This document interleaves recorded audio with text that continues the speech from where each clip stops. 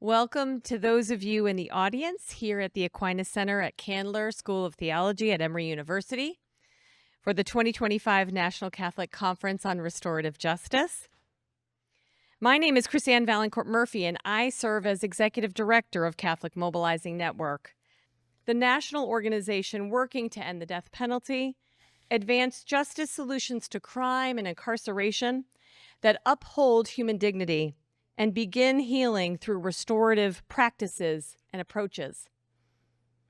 I'd also like to extend a warm welcome to those of us joining by online today, by live stream. Nearly 1,300 people have registered for today's live stream conversation. The dialogue is part of the Jubilee Years Inspired gathering called Tangible Signs of Hope, where we aim to illuminate concrete examples of how Catholics and people of goodwill can contribute to restorative justice efforts to transform the U.S. system of capital punishment and incarceration. As he opened the Jubilee year 2025, the late Pope Francis called for Catholics to be, in his words, tangible signs of hope for those of our brothers and sisters who experience hardships of any kind. He reminded us, this is an ancient appeal, drawn from the Word of God. It calls for acts of clemency and liberation that enable new beginnings. In this holy year, we are invited to be agents of reconciliation, bearing witness to a love that transforms and elevates even in the darkest moments.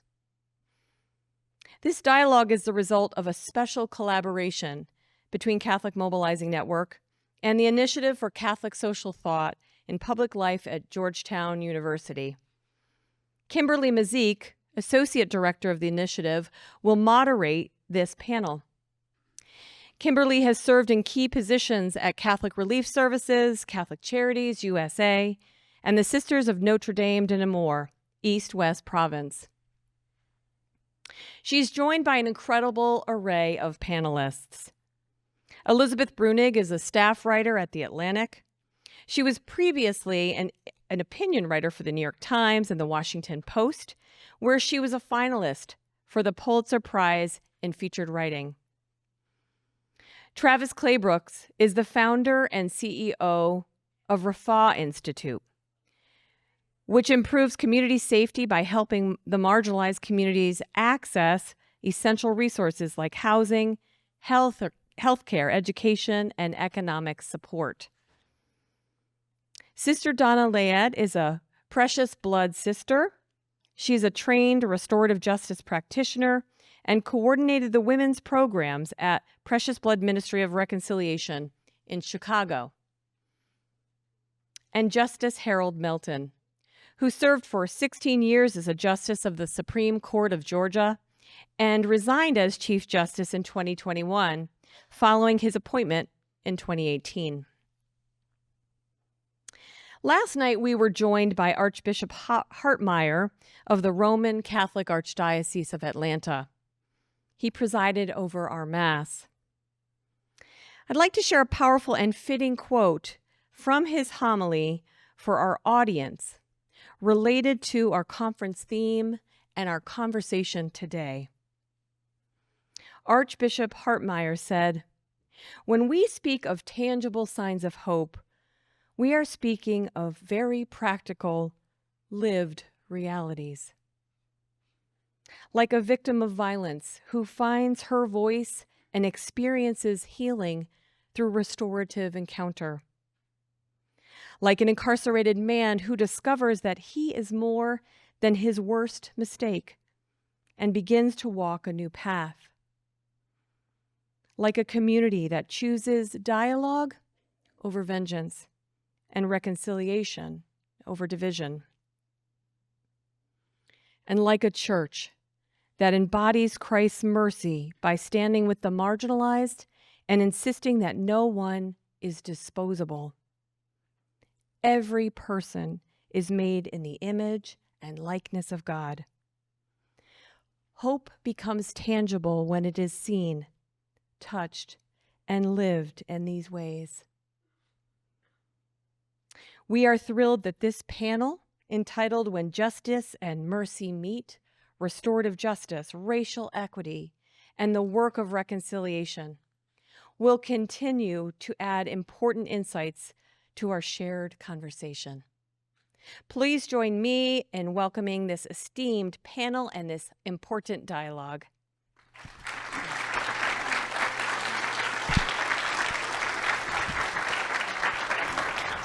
Thank you, KrisAnne, and thanks all of you who are here in the room, but also all of you who are joining us online this afternoon. We can't think of a better time to have this conversation. When I was thinking about the theme and what we were asked and invited to think about, I just reminded ourselves that Catholic social teaching calls us to stand in solidarity with the poor and vulnerable, advance justice and the common good, and protect human life and dignity.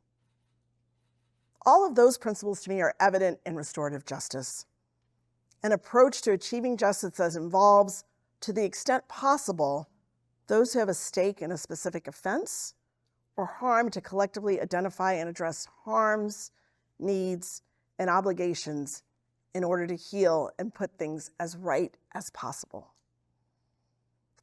KrisAnne mentioned the late Pope Francis. I still am inspired by his writing and his work. And in Fratelli Tutti, he invited us to build a culture of encounter and dialogue.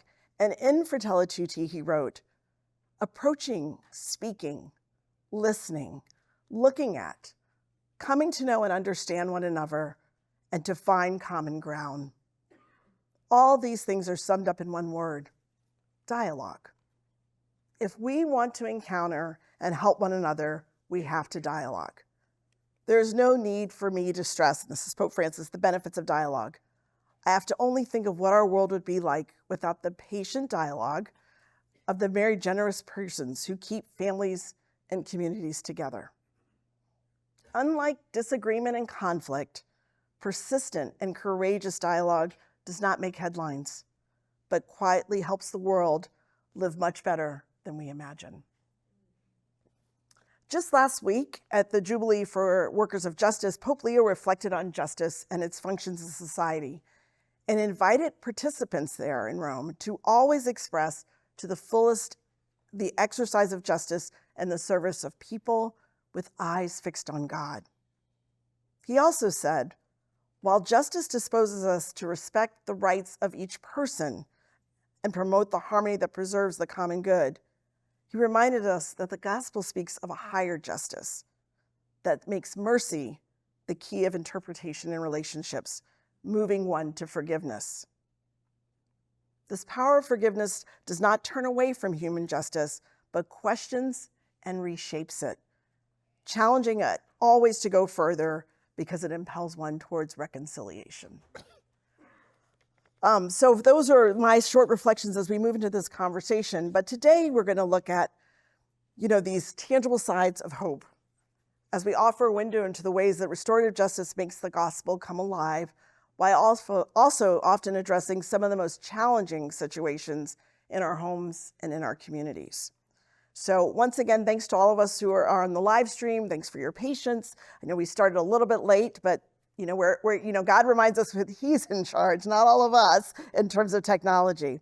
We'll have an opportunity for questions later on. Those of you here in the audience should have already received note cards, and if you can answer those questions, we might have a floating mic, but if you're unable to get to the mic, just raise and somebody will make sure that we batch some of these questions together. So now let's start the conversation.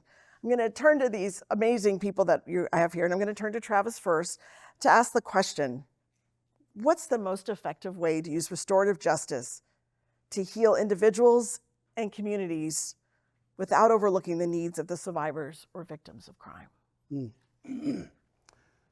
Well, thank you, and thank you so much to my esteemed colleagues here. It's an honor to be with you. I think this is an important question. It is difficult for me as a restorative justice practitioner and the work that we do at Rafa Institute to imagine restorative justice as anything other than centering people who've been harmed. That is to say that perhaps And I say this, I offer this with humility. We just started in the United States practicing restorative justice. Indigenous people around the world have been doing it for hundreds of years.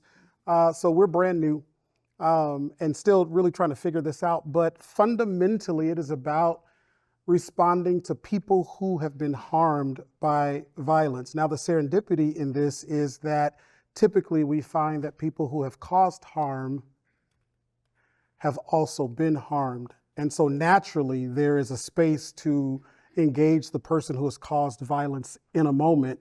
But it is difficult to imagine restorative justice in its truest frame without having the person who's caused harm at the center, their needs, and what their pursuit of justice looks like.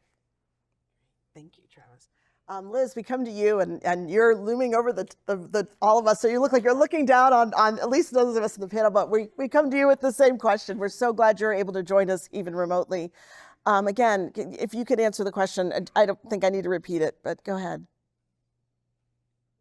I think restorative justice principles are extremely important in the context of capital punishment because the stakes are so high.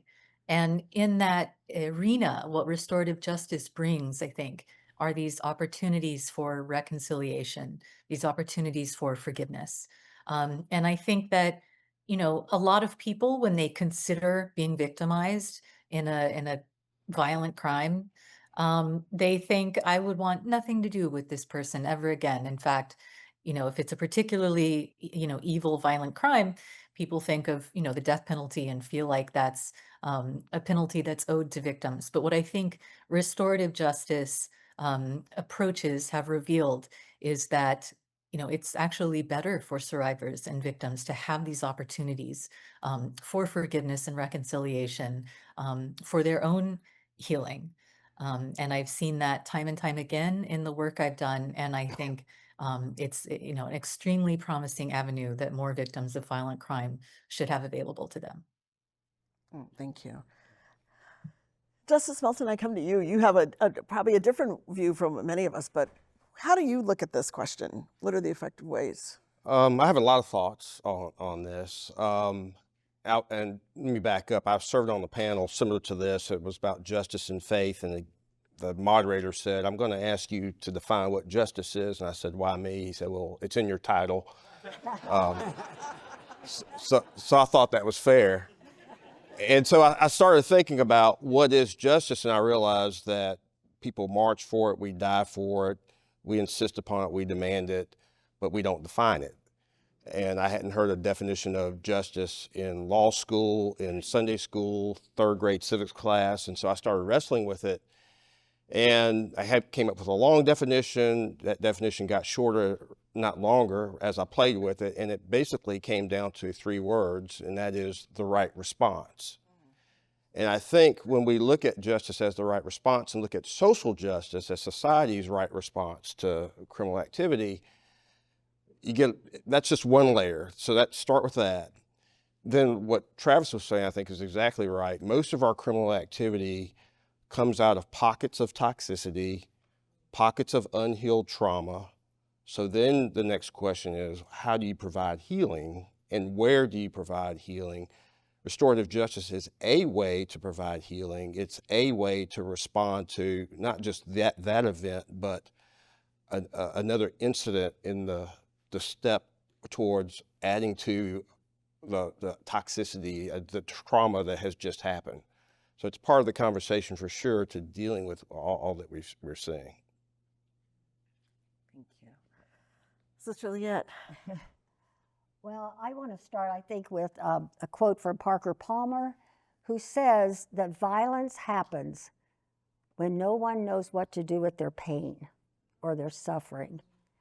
And having been blessed by working in Chicago with over 100 women who have lost their children either to gun violence or to incarceration, I find again and again when these women come to us, they don't know what to do with their pain and their suffering. And so violence happens sometimes. But the restorative justice, the most effective way, I believe, to use this philosophy is the tool of a circle. And we at Precious Blood use circles again and again for these healing circles. And to have mothers come together who are suffering from the loss of their children, whether to incarceration or to death by violence. We sit in circle, and so much, I think it's so important because they come into circle, and we have talking pieces, and so they each have a chance to have their voice heard. And so when they first come in, we say, "How are you?" And who really asks them sometime, how are they? And especially when they've gone through the trauma of the death of their child, people say, we don't want to hear that again. But we in circle say, you can tell it again and again. We don't say, what's the problem? But what's the story? And so I believe that one of the most effective ways is being able to come together in circle, which is a wonderful tool of the philosophy of restorative justice.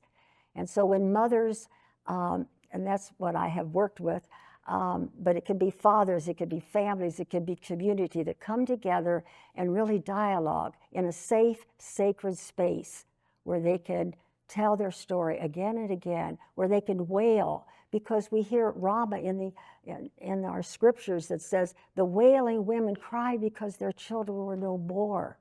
And giving mothers, fathers, families, community time to lament, to wail out their pain is so important, I believe. And it's one of the most effective ways of really restoring relationships, restoring the heart, restoring communities. So Thank you. I could tell a story. No one's going to stop you. Okay, I'll tell a really story that I won't have all the details, but there were mothers who have lost their children, either daughters or sons, to gun violence. And so in Precious Blood in Chicago, we have probably hired about 5 men who were incarcerated for some 40-some years and were released and now are hired at our at Precious Blood. And so one day, some of the men came to me and said, would the mothers that you work with ever be willing to just sit down and talk to us? We so much want to tell how horrible we feel about what we did. We took a life. And we can't talk to the mothers whose sons or daughters we killed. But would your mothers maybe receive our pain? So Teresa and I talked to a group of mothers and said, would you be willing to sit in circle with these men? And they're like, and so after preparation on both sides, we came together in a circle. And how powerful that was when these men just cried out their pain and told their story to these mothers. And these mothers, as surrogate mothers, received their pain. But it was also helpful for the mothers because they said then, you know, maybe the person who took my child, maybe he feels sorry. Maybe she feels sorry for what she did.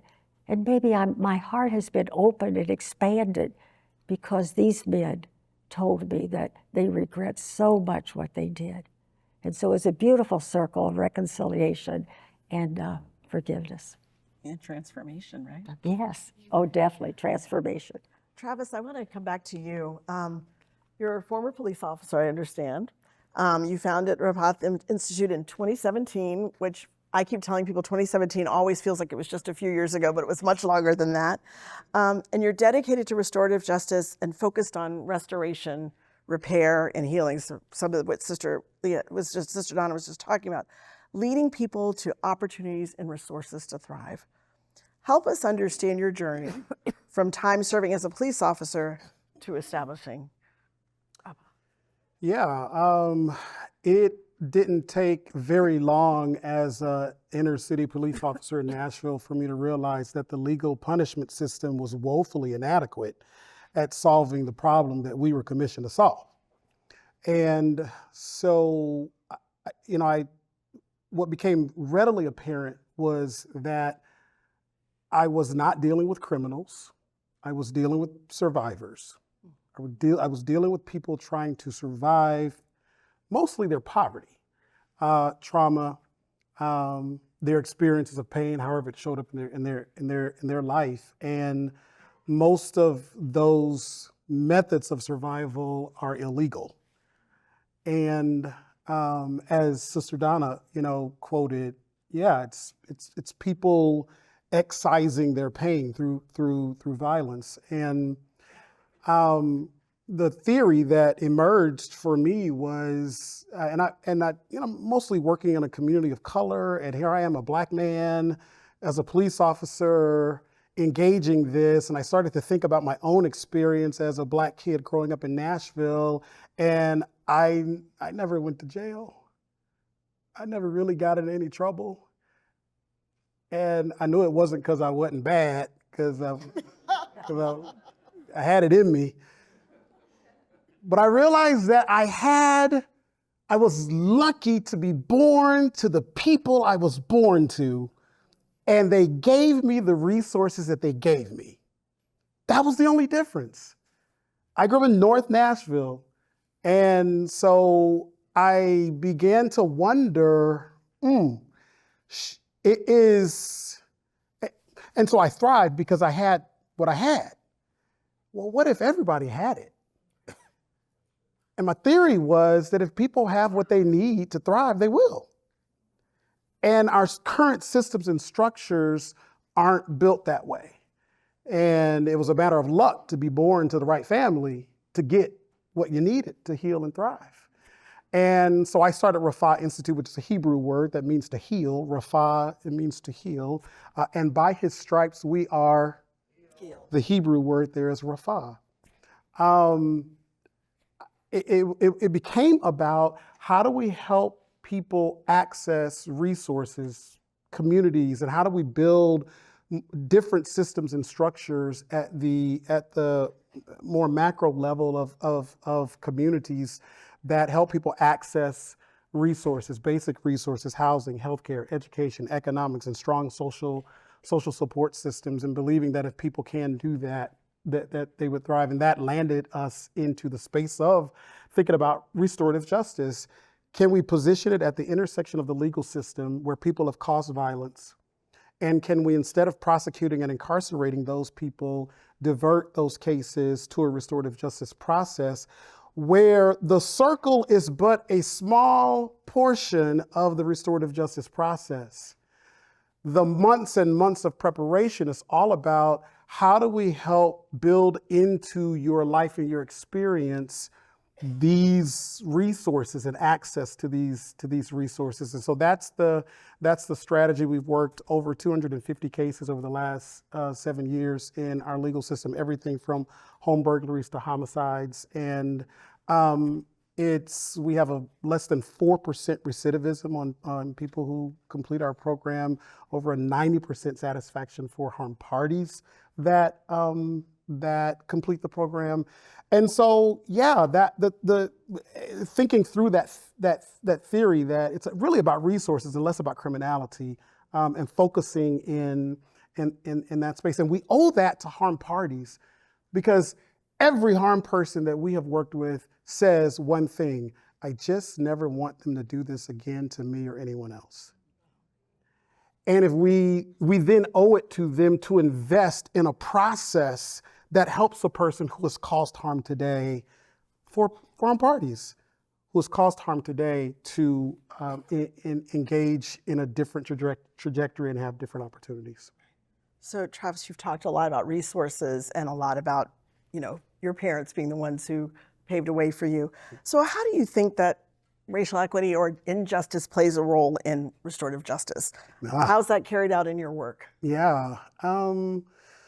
So we think in two frames. There's restorative justice, and restorative justice is about the moment of harm. It's the particular, what we might refer to as, or think about as, a crime. It's the bad thing that happened today, the aggravated robbery, the aggravated assault, the homicide. And metaphorically, if we think about that as a weed that has grown in the soil, we then ask ourselves the question, what's wrong with this soil that weed grew? And addressing that ecosystem and that environment we think about as transformative justice. And so restorative justice is the lens that gives us a picture into the vista, the broad spectrum of What are the systems that need to be transformed so that this weed doesn't grow again? And so we pair those pieces together. If and when that happens, and if we can scale that, and if we can all work towards examining these moments of harm, these moments of violence, and interrogating it and allowing it to speak to us about the soil and the system and the structures, and equip ourselves as organizations, as entities, as whether you're a church or a court or a school or a nonprofit, whatever you might, a company. How do we address this ecosystem and make it such that this weed doesn't grow again?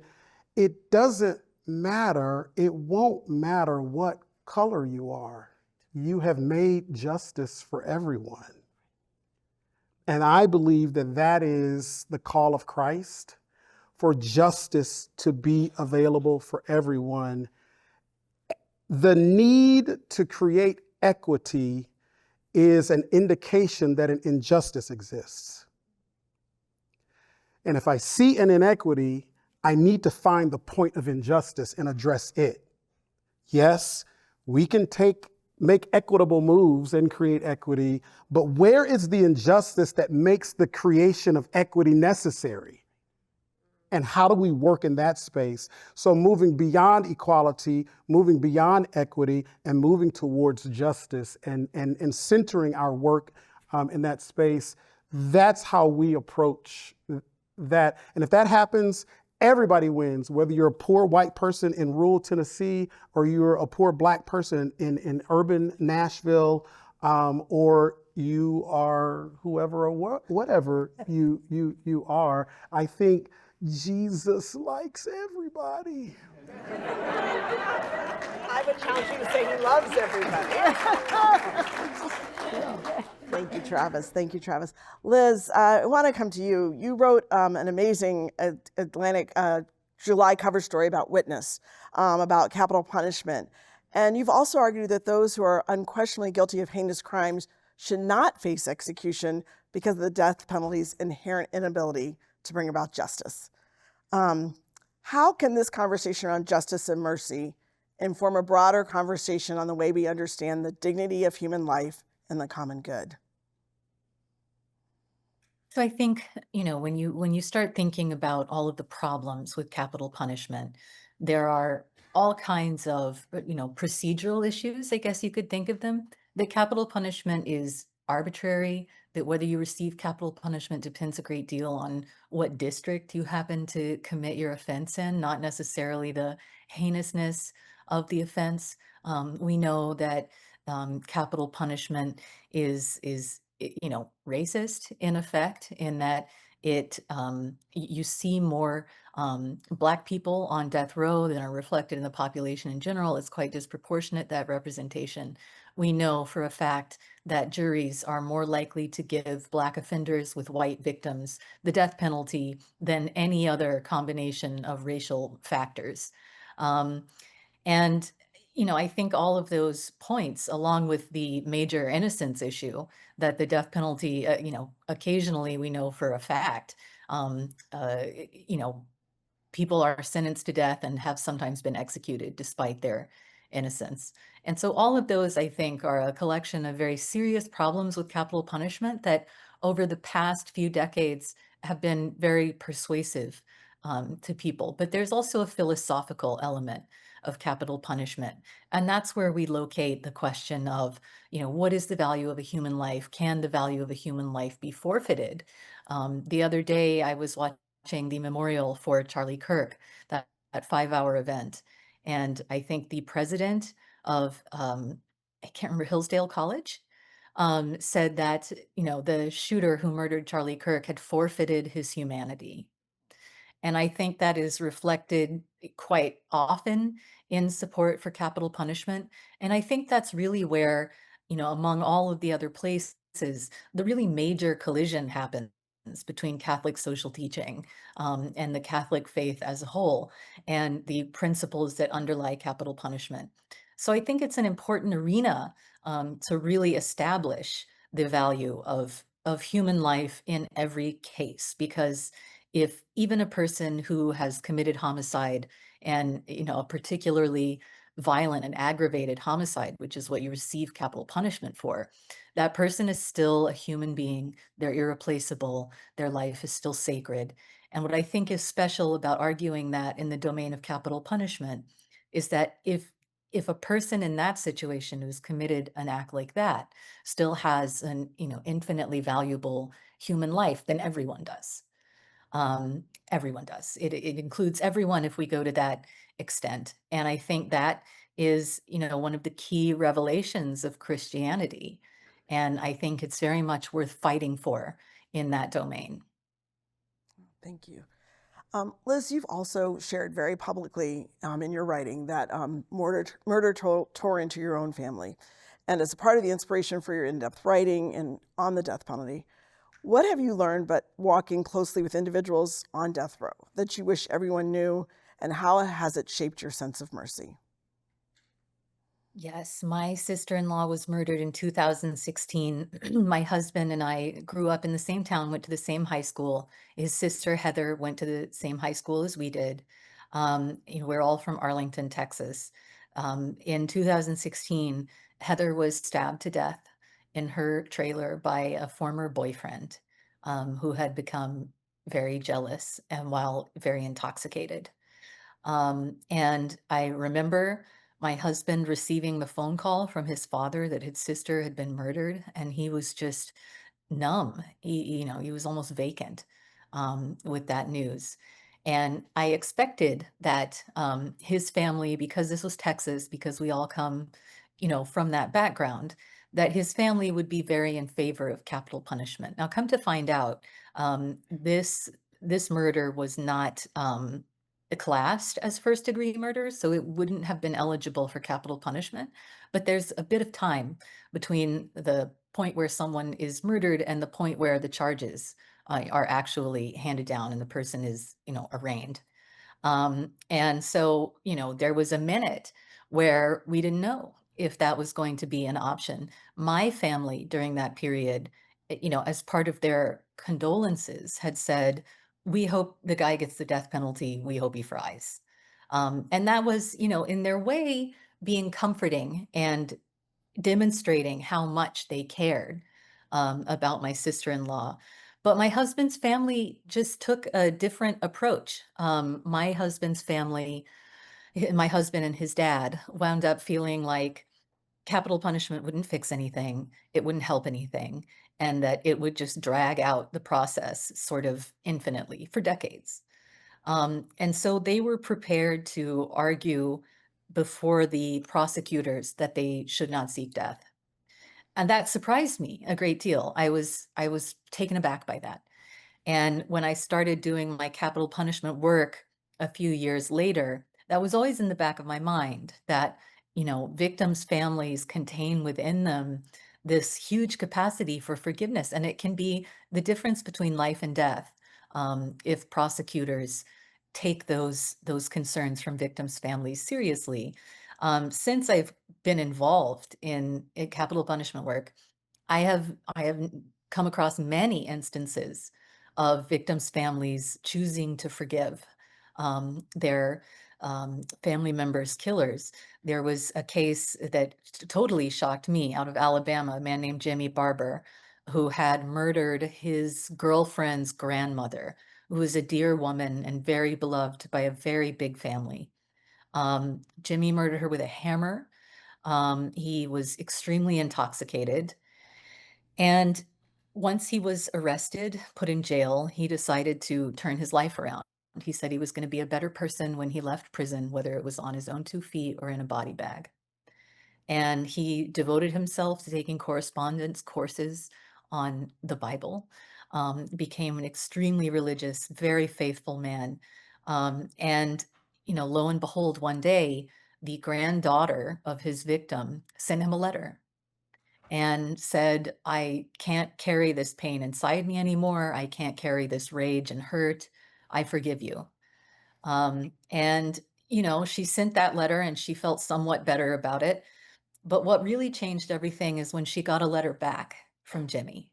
And he wrote that he was extremely humbled and completely stunned by her forgiveness, and that it had sort of turned his world upside down and, set him on fire with a fervor for God again.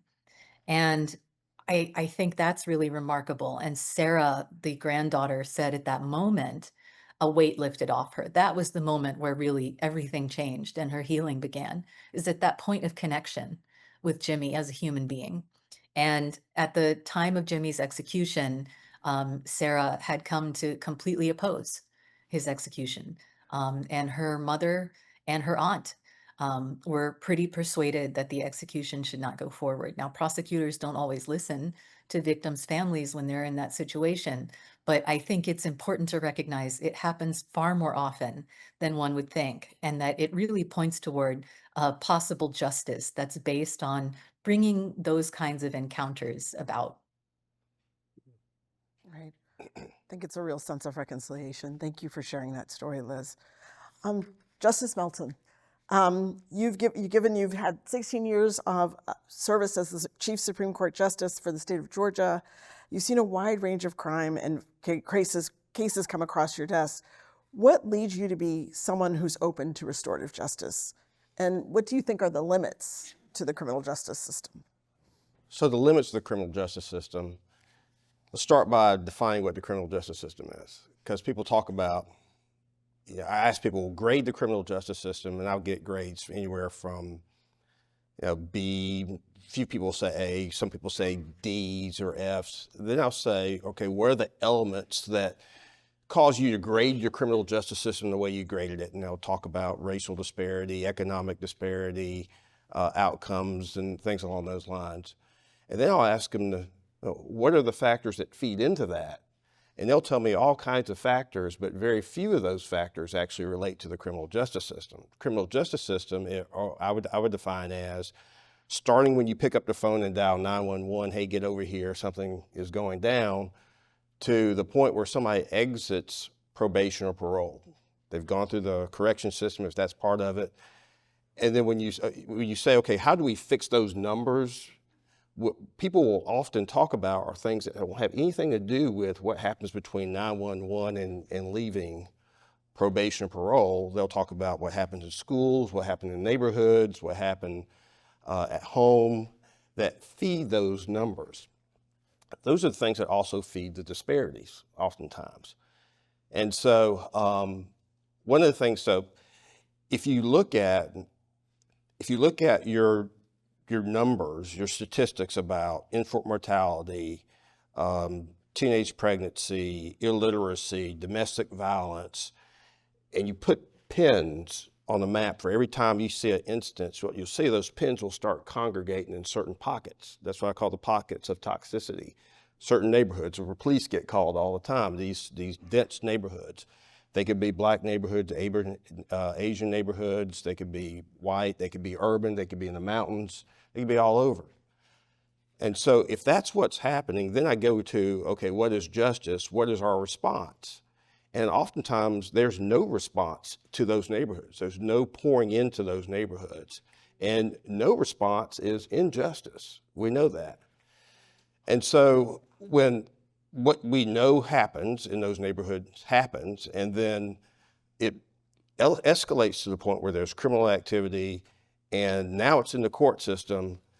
Now they're looking to the judges to say, hey, fix this. And we're like, we're limited. We got prisons, and we got prisons. And now we've got, ideally, thankfully, we have options such as criminal justice reform and accountability courts to deal with alcoholism, mental health. But we're waiting to the end of the life of an individual to start fixing this stuff while we weren't involved in their neighborhoods. And so one of the things I tell people, you're not high and mighty because you can point to the criminal justice system and demand things while you sit on your couch. It's not great that you can define all these things that everybody else ought to be doing if I don't see you in the neighborhoods, right? Or at least support the people who have the gift and the skill set and the calling to be in the neighborhoods. So the criminal justice system is not going to fix lifelong problems that have been marinating for years without the assistance of the community. It's just not going to happen.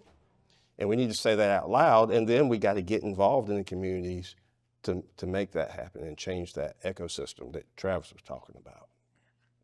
So, Justice Melton, you talked about neighborhoods. You have also served for many years with Young Life, Right. a Christian ministry that reaches out to adolescents, right? Right. Across the United States, and there are even children or adolescents that are reached out to around the world. What have you learned about justice and mercy in those years of service? And that's where I see a lot of the perspective that I have is from my time on the court, but also spending time in these neighborhoods. So I was involved in inner city ministry, even though I don't look and sound like it. I was involved in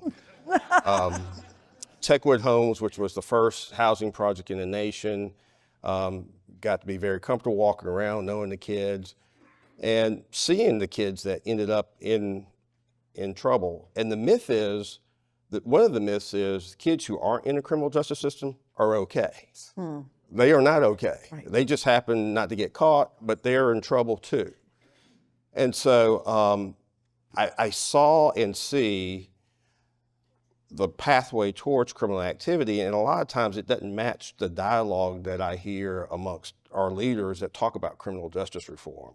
So I get numb. You could debate whether the industrial prison complex should be there or should not be there, or even what it is. But when I'm walking in the neighborhoods and I see what the kids are doing, and when I go into court and I see the calendar call for what happened and what took place that led people to be in the court, and they're taking pleas for this and that, the industrial prison complex doesn't have anything to do with it. It's all this chaos and bad living and need for help and cry out for help that pours into those factors. And it's the same factors that pour into our test scores. All these things are, and the good thing is, when you solve for those problems, you solve for a whole menu of problems at the same time. Right. So that's the beauty of it. You solve for the teenage pregnancy, you solve for the alcoholism, you solve for the test scores, you solve for a lot of factors, because now we're living life, and we're living life abundantly. Right, right. Thank you, Justice Melton. Sister Nana, I come to you now. Now, you've told us a little about your time with Precious Blood Ministries in the South Side of Chicago, and you've worked with families that have been devastated by violence, by poverty, by education, some of the things that have already been mentioned by Justice Melton and also by Travis. You've also talked about the mothers you spent time with. You've already shared a story, but what was the most important lesson you've learned from these mothers that you can share with us here today? I learned many lessons from them, but I have to think of the most important. I think probably the most important thing is the mothers, I felt, just want to have a voice. They want somebody to hear them, in their pain. I think also the need for community. They feel so isolated sometimes, especially the mothers, well, all the mothers, but the mothers especially who lost children to incarceration. They carry some sense of guilt. They feel some shame, some confusion, and they just need a place where they can tell their story, where they're still respected, where they're heard, and they have community. We have the privilege in Chicago of going to Sawyer, Michigan during the winter months, because we have a good friend who has a wonderful place up in Sawyer, and during the summer he's, a lot of people purchase that for vacation. But during the winter, he allows us to use it. And it's a beautiful place. And we take the mothers up there for a weekend, get them out of the area of the community that there's so much violence and confusion and chaos. And they just spend a weekend up there. But you should hear the stories that come out. It's not about their problems, it's their stories after story after story. And some are hurting because their children are incarcerated. Some are hurting because their children are lost now or never be at the table again. And then it goes all back to so much trauma. They started talking about their own sexual abuse as children. And it went on and on and on about the traumas, repeated generational trauma. But how important it is to have a community where women can come together and share their stories, where they can be heard, where they can be seen, where they can have a sense of belonging, and that their stories are important. And today it was so beautiful. Before lunch, two couples came together in one of the breakout sessions, I guess, and told their story of journey, of forgiveness, and reconciliation and understanding of each other. And that dialogue, that forgiveness, that lifting and throwing off those burdens that people carry so hard with all the trauma that they had in life. They're angry, they're sad, and like we were talking before, that anger is just, it's not really that they're angry, but they're sad, they're hurting, they're fearful, and it comes out sometime in anger, it comes out in violence. And so I think one of the most important things that I've learned about all these beautiful women that I've been able to walk with is that they just want to be heard. They want to be loved. They want to be told that they're good. And also I think what I've learned is that how much they need self-care. They need to be helped physically. You know, a lot of them are sick because they carry so much trauma. And sometimes when they let go of all that pain, it's amazing how physically well they are, you know? And so they need spiritual awakening. And through all their journey of letting go and telling their stories and loving each other and feeling heard and feeling that they're seen, it's amazing how they find God in all that. They're transformed, and they find their purpose and how they help each other. One mother comes in who just lost her son, weeping and wailing, and the other mothers just gather around her and say, not much, but just hold her and let her know that we've been there. We'll get through this together. But all of a sudden, there's a connection. And they need to be feeling that they're connected. They're isolated. They're afraid to tell their story. They feel some shame. They feel so much hurt. They've had so much chaos in their lives. And I also, besides the mothers, I also like to go back to the children, because when someone has lost their brother or their sister, you know, who deals with these children? You know, I feel guilt sometimes, or I don't know guilt, but I feel like I want to do more. But, you know, I see all these young men and women, and they don't have a sacred, safe place to tell their trauma, to tell their story. And sometimes that's why violence happens, because they don't know what to do with that suffering and that pain. And they don't always have a container or a place to belong where they can really also. That's why it's important to go into the homes, into the families, and start having circles where also the siblings could say, you know, I hurt too. Will somebody hear me? And so I've learned that also the mothers say, help my children. You know, I don't want to cry in front of them, but I see they're also hurting. So I hear the cry of the mothers to say, help us, help me, help our community that's suffering so much because of the chaos and the traumas, repeated generational trauma that has happened to us in our lives. Thank you, Sister Donna. I think you've maybe addressed this question, but I'm still going to ask it. But how do you think your ministry helps restore communities? I mean, you've talked about these families that not only have people lost children, but also that piece about individuals losing siblings. I think that often doesn't get counted up enough. But how does your ministry restore them, especially when many people say, oh, they're beyond repair? Mm-hmm. Well, no one's beyond repair. Exactly. I said they said. No, yeah, I know. And, you know, sometimes Chicago's called a hellhole, and, you know, so all the names we get. But anyhow, so many beautiful people in that city. But I don't even know if this connects, but, you know, I'm old, so I don't know if everything connects. But, but I think what... I want to tell a story because I think stories are so important. But I remember that I had a group of mothers who had lost their children to incarceration, because I had been visiting the juvenile detention center in Chicago, and the mothers would keep telling me, go talk to or the boys, you know, would say, go talk to my mother. My mother's hurting. I'm worried about my mother. I wish I listened to my mother, you know. And so I started gathering mothers who had lost children to incarceration. And so we had circles of that. And all of a sudden, a mother comes screaming out her pain. Her son had just been murdered. Now, I'd just been in Chicago the second year, and I hadn't had a mother who had lost a child to gun violence yet in our stories.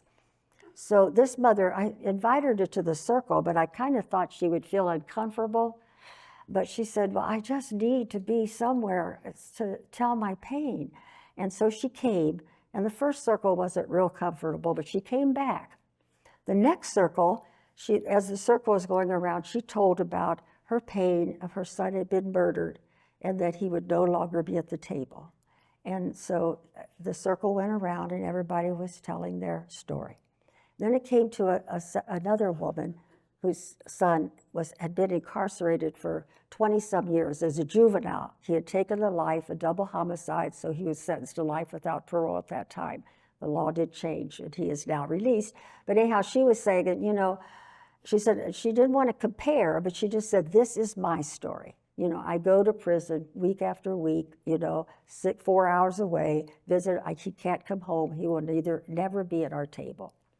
And so as she's telling her story, all of a sudden, these two women just crossed the circle and embraced and said, you know, we've all lost. We've all lost. And so I think that's how the more people can say, we've all lost, we're all in pain, you know, and especially in the world today, there's so much division. And so when we can dialogue and say, this is my story, how can we be one? How can we come together? So I don't know if that answers your question or not, but I think that that's how we build communities. The more we dialogue, share our stories, love one another, try to unite. And you know, these problems are everywhere, whether we go in the schools, our churches, our families, South Side Chicago, any of your cities, it's everywhere. I just retired and I moved to Dayton, Ohio from Chicago. I find the same things, maybe on a smaller base, and all of a sudden I'm not retired anymore. Anyhow, thank you. No, that's an example of restoration. I know that we started a little late because of technology, but I want to give the audience here an opportunity to ask questions. I know some of you received cards at the beginning, and I see people standing up to collect cards. And I think maybe what we'll try to do is batch them because of our timing and see if we can get a couple of questions together for the panel. And while you're collecting questions, there's one question I want to go back to. I quoted Pope Francis in the beginning, and another quote from Pope Francis is, our societies are called to advance towards a model of justice based on dialogue, on encounter, which I think is a lot of what we've all talked about, so that whenever possible, the bonds damaged by the crime may be restored and the damage repaired. How does restorative justice support a model of dialogue and encounter? And I think the circles do that, but I don't know if there are any other examples that we may have not lifted up. Yeah, I think we talk about accountability and the I'm going to hold you accountable, and we fundamentally reject the notion that one can hold another accountable of anything. That accountability is just that, it's an ability. It's an ability to account for something. And most of us aren't born with it. Think about cookies, and it wasn't me. We're born to not account for harm when we cause it. We typically have to learn it. Restorative justice is a vehicle for learning that. And why is this important, and how is this antithetical to the legal system process, the legal punishment system process? And why is dialogue important? You have the right to remain silent. Everything about the legal punishment system says don't tell the truth. Restorative justice is an invitation to tell the truth in safety, without the threat of more harm. It is impossible for me to account for that which I do not know.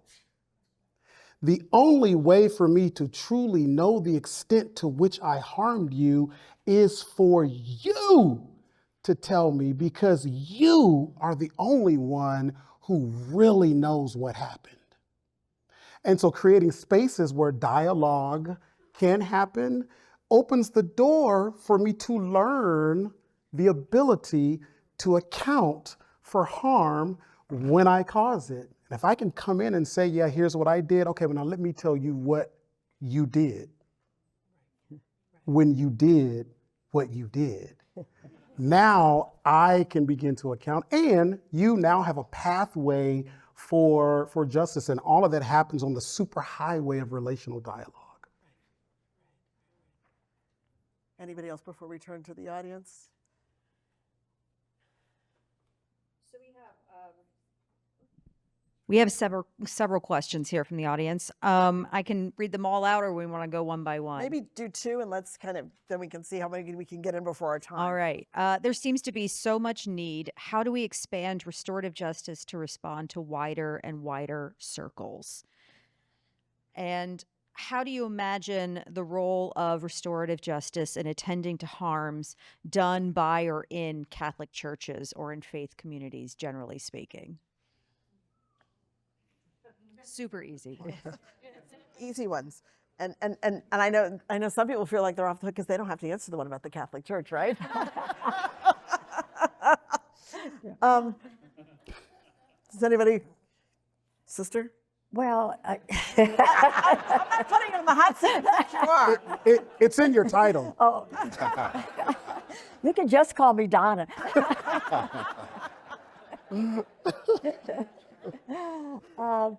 Well, how to address harm in the Catholic Church or in our churches. I still think, I always believe in circles. I think it's a wonderful tool. So I think when we can begin to bring together, although it takes a lot of preparation first, and this is the Jubilee year, time to open up the doors, and a whole spiritual renewal. And so if we could bring where there's been harm, after much preparation of both sides, if we could bring them together and really sit down in circle in a safe, sacred space where people feel like they could really honestly, sacredly, safely tell their truth. And to me, that's the only way I know, is to bring people who have been harmed and those who have harmed together in a circle, a beautiful tool that the indigenous people have taught us of a way to bring peace and reconciliation. So maybe people have other ways. That's the way I would have to do it. Liz, I'm not forgetting you. I just want to make sure if you want to say anything that you're welcome to speak. I do want to. Sure, jump in. Yeah. So when we talk about, sexual violence and intimate partner violence and domestic violence and the intersection of restorative justice, that there is it becomes, I think, even more important to be guided by the voice of those who've been harmed to determine what the next steps should be. I have not been harmed by the Catholic Church, and so I shouldn't be asked what the next step is. This should be a panel of people who have been harmed by the Catholic Church. They should be asked, how do we do this? They are the light. They are the guide. They know what they need in response. That may be sitting down with someone and talking about whatever. It may be something else.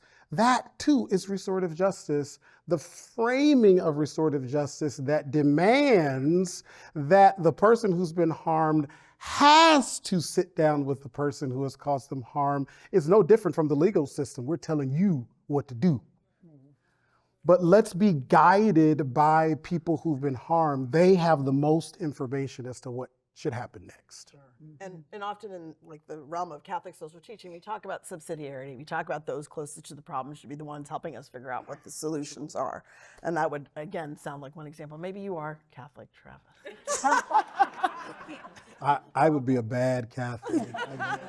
I'm not saying I'm a good one, but I am. I'm practicing Catholic. I barely made it through Mass last night with, The other question, are there other questions, or do we want to get to there was also the question about widening restorative practices. I didn't know if anybody wanted to attempt to answer that one or leave anybody out. Okay, we're moving on. Travis always wants to say something. I mean, we can't just leave the people's question unanswered. Well, I'm looking for those to take it. Yeah, so we can no longer pretend that we don't know what to do. We do. We know what to do. We have solutions. We have answers. We have a public relations problem with restorative justice at this point. That's our challenge. And I think until it becomes, we had this conversation earlier, I think until it becomes a part of the artistic narrative in our country, those are the wings on which movements happen. When it gets into our music, when it gets on our TV, in our TV shows and our movies, when we start seeing visual and literary art where restorative justice processes and stories get centered, then it will become more ubiquitous in our society. And so we have folks like Marshall Goldberg and Oprah and others who are beginning to center, and Common, the rapper, who are beginning to center these stories. We have a case that's featured on HBO Max right now, Justice USA. If you happen to have a chance to watch it, we're in episode 6, homicide case. That is when we will begin to get more momentum around this. And if we can change the whole district attorney process in our country, that would be Right. another one. And I dare say also just being engaged and involved in our communities. I know there's so much. Let me add. Sure, go ahead. I do think it's important. I'm not a restorative justice expert. I know people who are, but I also know the people that you're trying to, the policymakers that you have to convince that this is the way to go. I think you've got to have data. You've got to have statistics about the types of offenses that are being sent to the program, the recidivism rates by comparison. You've got to have data. And the more that data is built up, not just locally, but nationally, the better. Because everybody's got anecdotes on both sides. As soon as something goes bad, that's an anecdote that's going to unravel your anecdote about great things that happen. You're going to have statistics on top of everything else. Thank you. On a local level, we have conversations in communion. That is how, that's our way to promote restorative justice and widen that circle.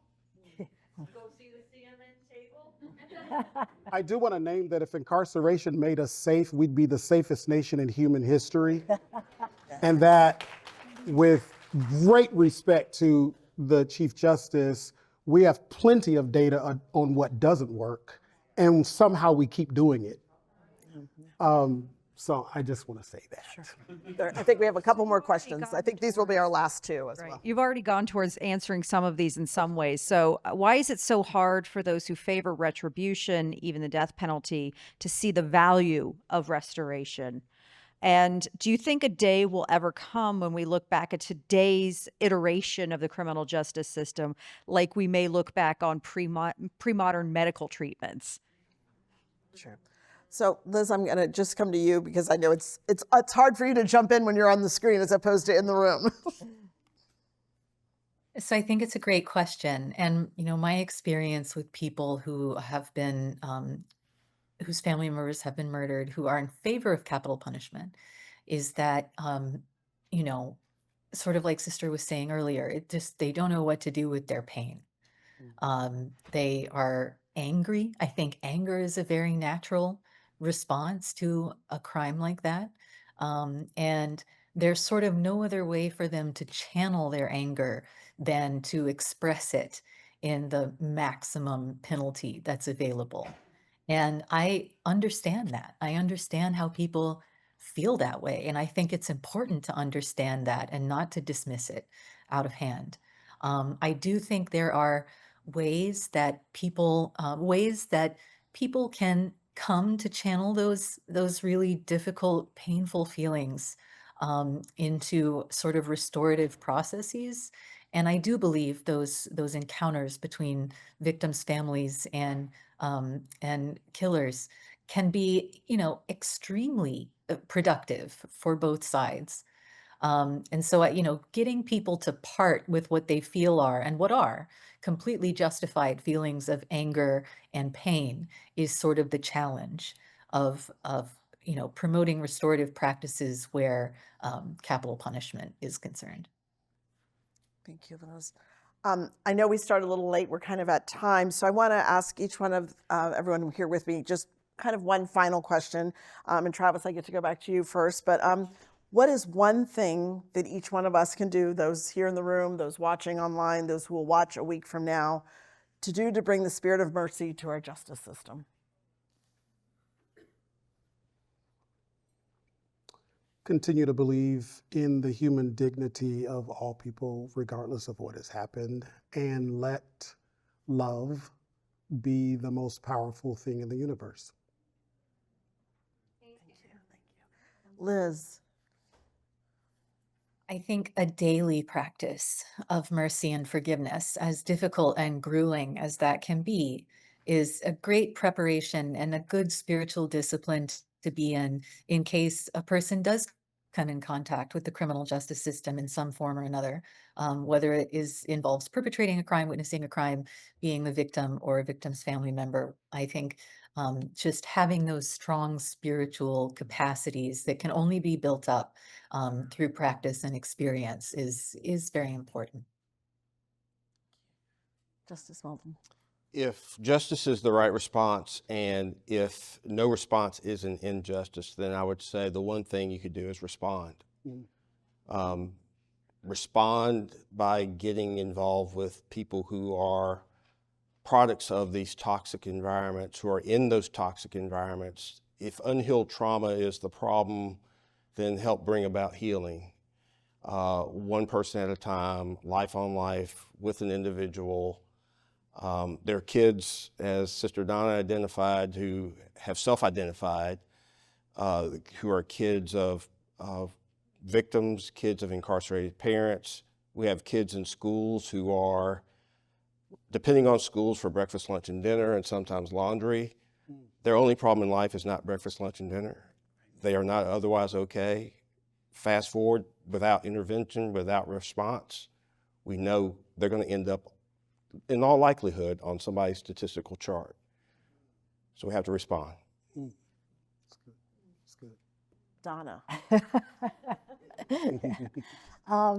I think that one of the questions that was asked about why people don't really believe in restorative justice or whatever, I think it's because you've not met a person, who really has walked that path or needs that path. So I think that relentless engagement with persons maybe a little bit different than ourselves, to walk with them and to accompany them in their journey, because it's about relationship. Well, I want to thank all of you in this room. I want to thank all of us, the people that are online joining the conversation. I hope they stuck with us even after the short delay. Just a reminder that this dialogue is being recorded and will be posted both in the Catholic Mobilizing Network website and the initiative's website.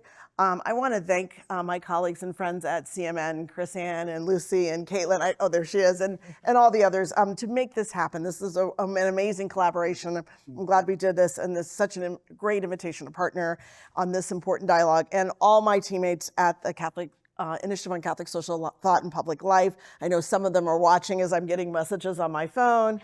But for all of us here in the room and those who are watching, finally, please join me in thanking Liz Brunig, Travis Claybrooks, Sister Donna Liette, and Justice Harold Melton for being a part of this dialogue on When Justice Meets Mercy.